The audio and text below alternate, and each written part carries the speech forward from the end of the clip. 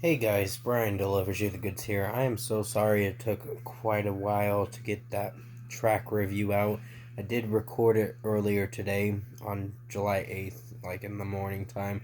I just didn't find time to release it until now, and hopefully you enjoyed it. So, this is for a reason why video that I'm doing for this next episode for season 6, episode 13. And this is titled The Reason Why Bands Shouldn't Release Too Many Singles Before Their Albums Come Out. That I'm going to be talking about in this Reason Why episode. Sorry, my throat got a little. There was stuff in my throat and it's hard to swallow it a bit. But basically, yeah, I was just trying to swallow a little bit because I had hiccups a moment ago. So I'm going to discuss what I'm going to be talking about. Sorry if I said listen. For this reason why bands shouldn't release too many singles before their albums come out and let you know my thoughts on it. So let's dive into this season 6 episode 13 video. Now, I'm going to be mentioning a few bands, even if their albums did come out in 2022 and certain ones for 2023. I just think there's one prime example for bands that released too many singles. One of them being Memphis Mayfire. Now, I know their album Remade in Misery came out on June 3rd of 2022, which it is a really good album, I'll give it that. But they only released 2 songs when the album came out, which was Misery and The Fight Within. Other than that, we heard pretty much over 3/4 of the album already. And that was a little bit disappointing, in my honest opinion. So, I was really torn about that. Uh, with that Memphis Mayfire dropped too many singles. I mean, they were good songs, don't get me wrong, but just it was just too many singles before album release date. And that's kind of spoiling it a bit for some fans, and some fans being a little disappointed when the album does drop. So, yeah, that's one prime example. Then other bands started doing it. Crown the Empire this year. Um, I think, well, In Flames didn't do it too much, but they came a little close to releasing half their album. But they did release a couple singles, like 4 or 5. So I was a little disappointed about that, but other than that, they tried to play it safe a bit. Um, Basically, the next band I'm gonna be mentioning is Crown the Empire. Like I said, um, they released, I believe, 5 singles out of 10 songs, so that's half their album. Um, First was Another Life, In Another Life, and then it was Dancing with the Dead, then Immortalized, came a year after. Then it was Dogma and Black Sheep. So 5 singles out of 10 songs for their new album Dogma, which was a really good. I think it was a good album. Pr- Pretty good, I should say. I'd give it an 8.5 out of 10 as of now. I mean, it wasn't the worst album, but it's. I think Superstar was my least favorite, but it was average. I mean, some of it was okay. It's starting to grow on me, but I wouldn't say it's my favorite song in my opinion.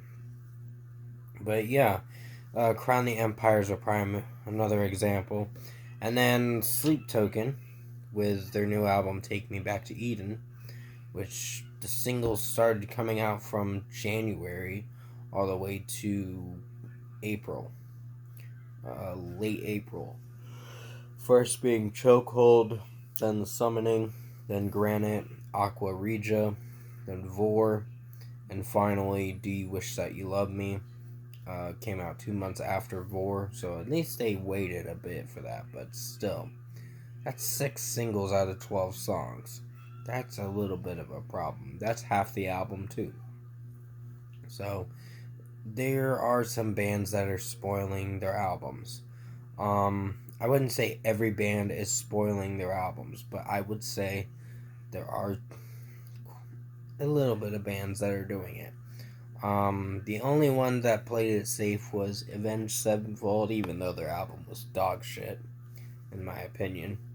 Um, then there was, I wouldn't say Bush. I'm not sure. There's some other bands, but I'd have to go look at other bands that released music this year. I think another one would be Water Parks. Well, I don't know if it was Water Parks. I'm just trying to give a prime example of bands that did release too many singles before their albums came out. There was another one. This was like 2021 to 2022. Underoath with their last album, Voyeurist. They released quite a bit of singles. Um, I still like the band, don't get me wrong, but they released too many singles. They started with their first single, which was the opening track to the album. I can't remember it, but the next one was Hallelujah after that. And then there was, what is it? Pneumonia, I meant to say. Sorry, I'm slurring with my words.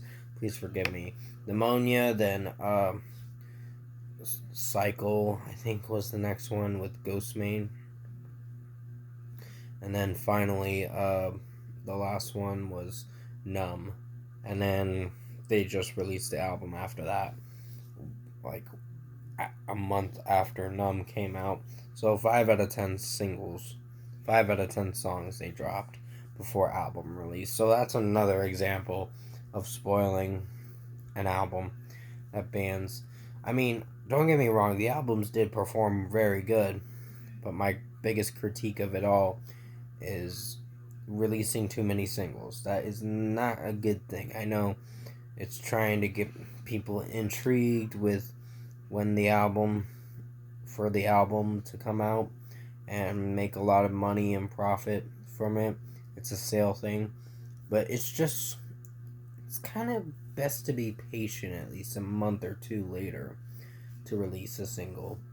After you release the first single, I mean, 2-3 months at most for a single to be on hold, for the second single to be on hold. But other than that, that is my biggest critique of it all, and that's why I wanted to make this Reason Why episode. So I hope you enjoyed this Reason Why episode.